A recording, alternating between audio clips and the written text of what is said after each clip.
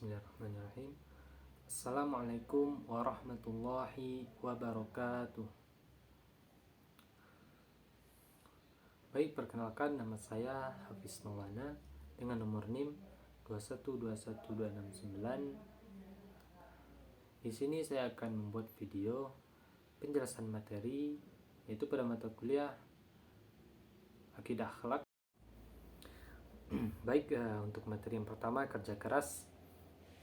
Bekerja keras sangat diperlukan oleh setiap manusia untuk mencapai sesuatu yang diinginkannya.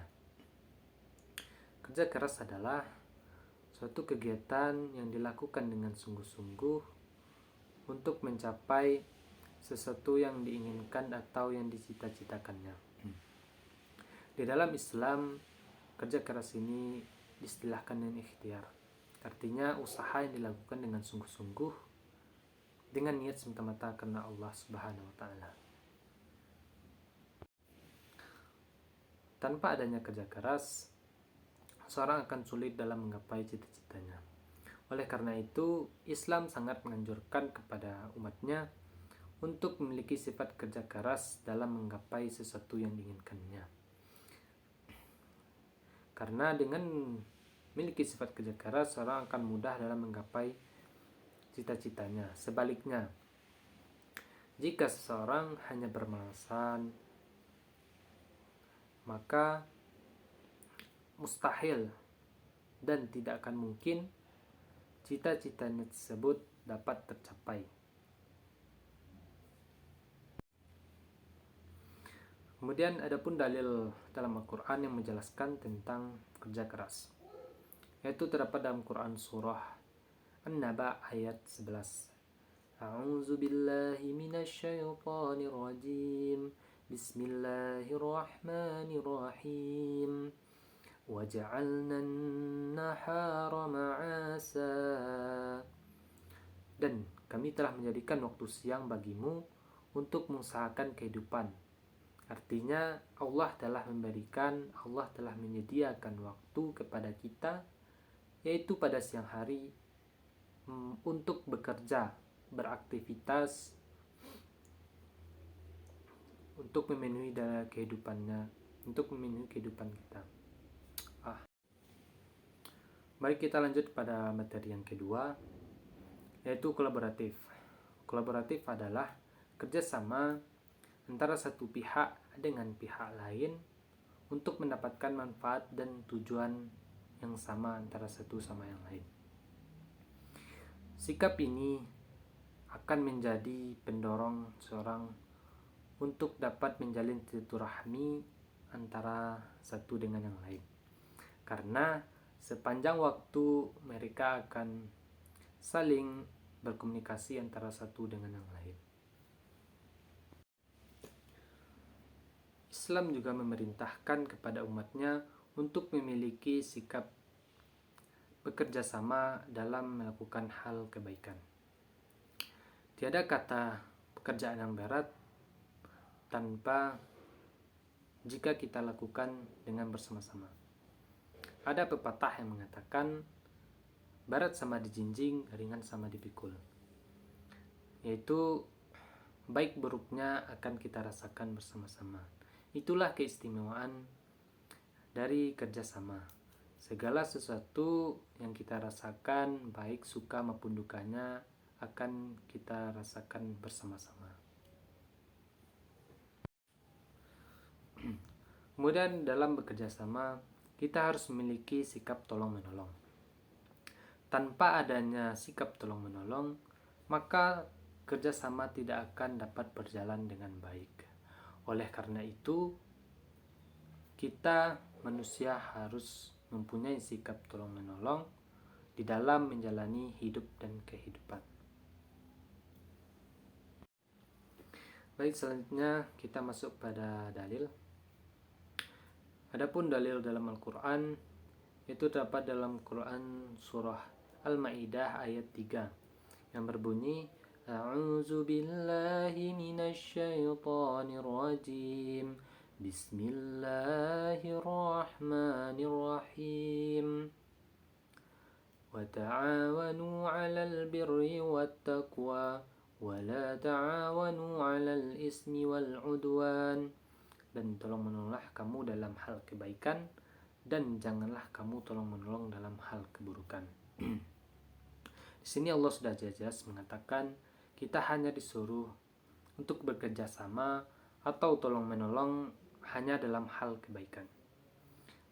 Kemudian ada pun contoh dalam kerjasama, yaitu Ani mendapat tugas dari dosennya, yaitu tugas kelompok untuk membuat makalah, di mana masing-masing kelompok terdiri dari 3 orang anggota. Kemudian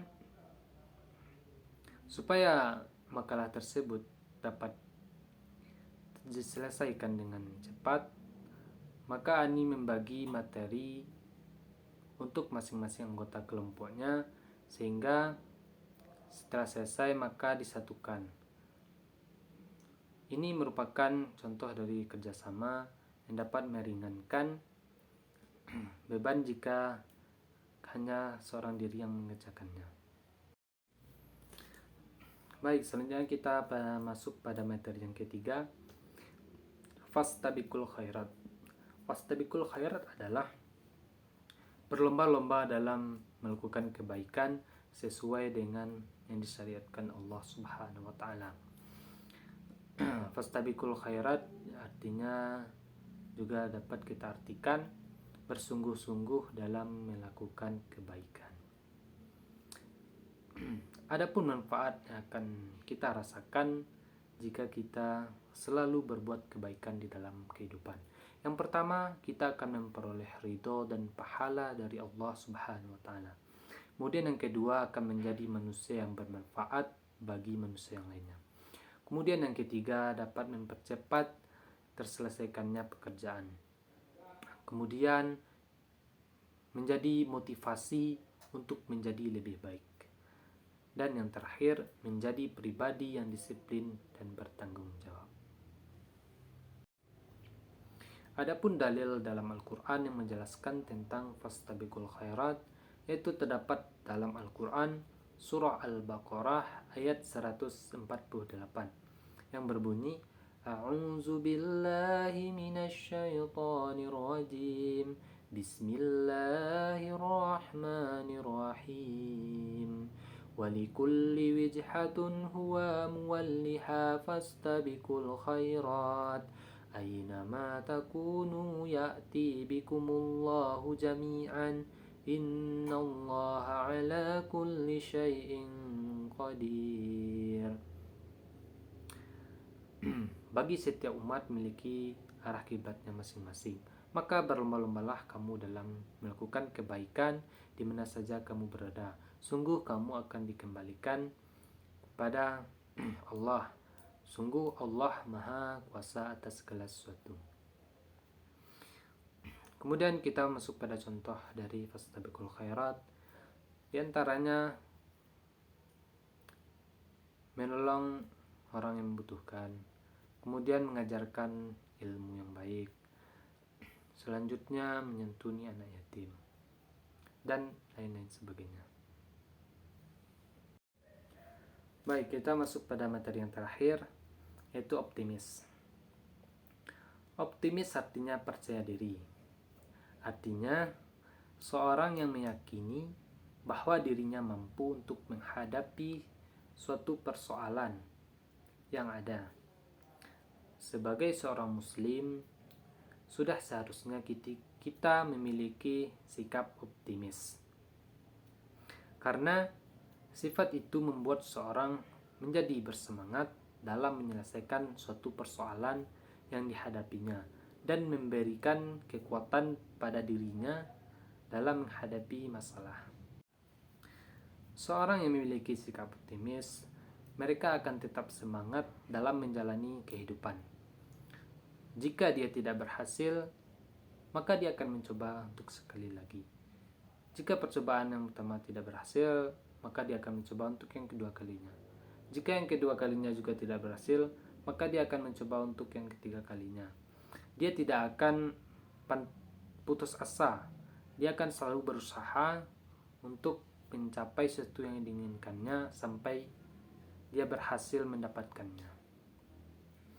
Adapun contoh dari sikap optimis yaitu Raisa dan Joni mengikuti lomba menggambar tingkat kabupaten. Raisa yakin dengan dirinya bahwa dia akan mendapatkan hasil yang baik sebab karena dia sebelumnya telah mempersiapkan dirinya dengan berlatih bersungguh-sungguh sehingga pada saat lomba dia menanamkan pada dirinya bahwa dia akan mendapatkan hasil yang baik.